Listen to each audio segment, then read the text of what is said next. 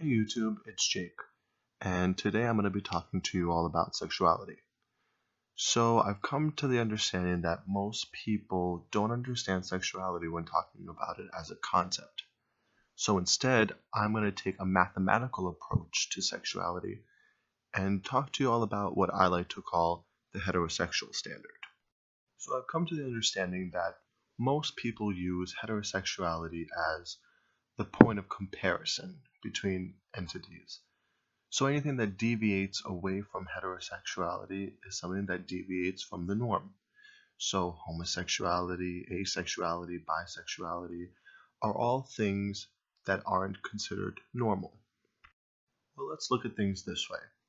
Heterosexuality is one extreme. It's always found either all the way to the left or all the way to the right of any scale. Bisexuality is always in the middle, and homosexuality is always on the opposite side of heterosexuality.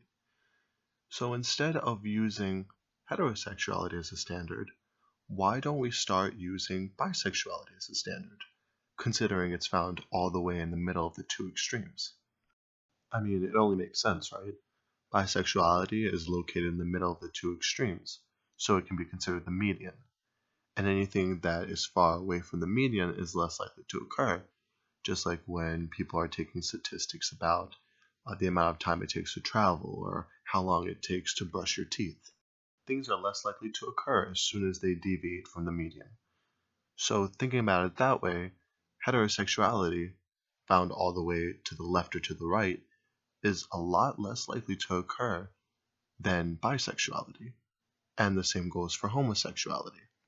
If we use the heterosexual standard, that means that everything deviates from heterosexuality, meaning it can go towards bisexuality, homosexuality, and asexuality, which we haven't even really discussed in this case. So let's use Kinsey's scale of sexual behavior as our model.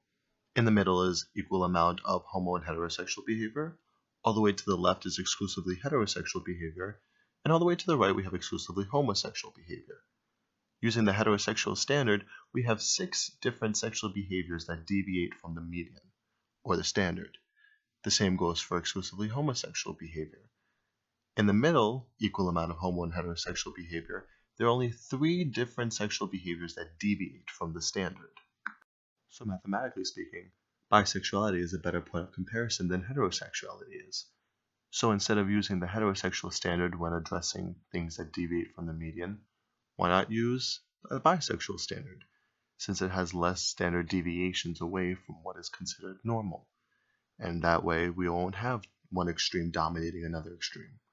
We'll just have the median.